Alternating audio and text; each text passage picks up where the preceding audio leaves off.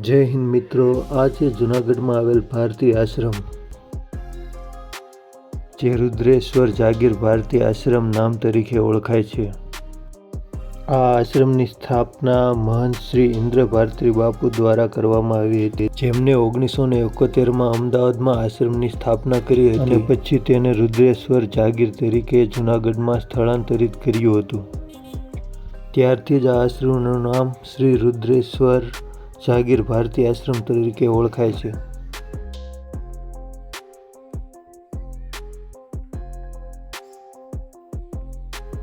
તો મિત્રો, આ આશ્રમમાં માત્ર સનાતન ધર્મ જ નહીં પરંતુ સમગ્ર ભારત દેશની છબી પ્રદર્શિત કરવામાં આવી છે.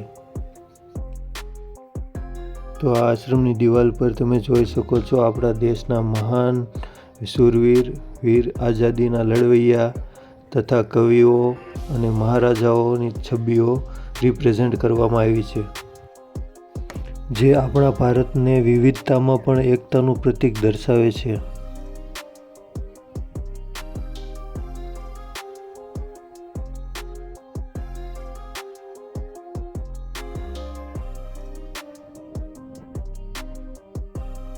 અને સાથે સનાતન ધર્મના ભગવાન શ્રી ભોળાનાથની મૂર્તિની સુંદર સ્થાપના પણ કરેલી છે અહીં.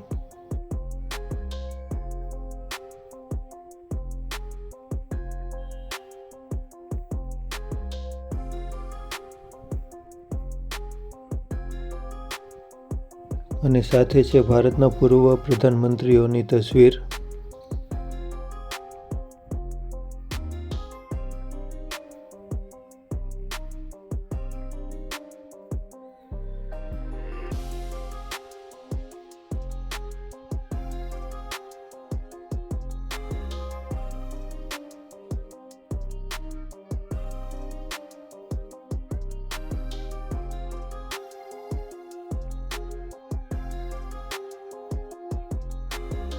અને સાથે હાલના આપણા ભારત દેશના વડાપ્રધાન શ્રી નરેન્દ્રભાઈ મોદીની અને અમિત શાહની પણ તસવીર અહીંયા છે.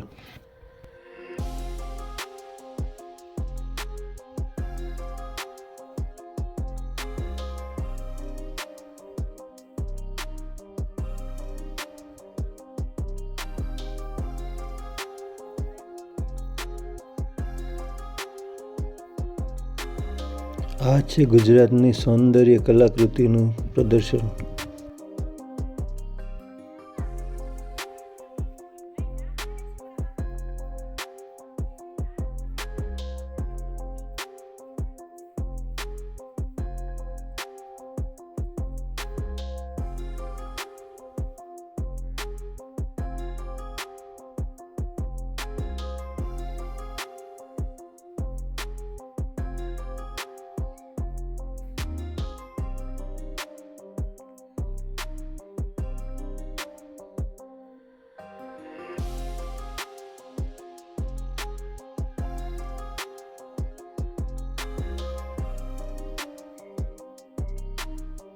અને હા મિત્રો, અહીં નવરાત્રિ અને મહાશિવરાત્રિના પર્વ તો ઉજવાય છે, પણ સાથે સાથે ભારત દેશની અખંડતા અને એકતા માટે 15મી ઓગસ્ટે સ્વતંત્રતા દિવસ અને 26મી જાન્યુઆરીએ પ્રજાસત્તાક દિવસની ઉજવણી પણ થાય છે.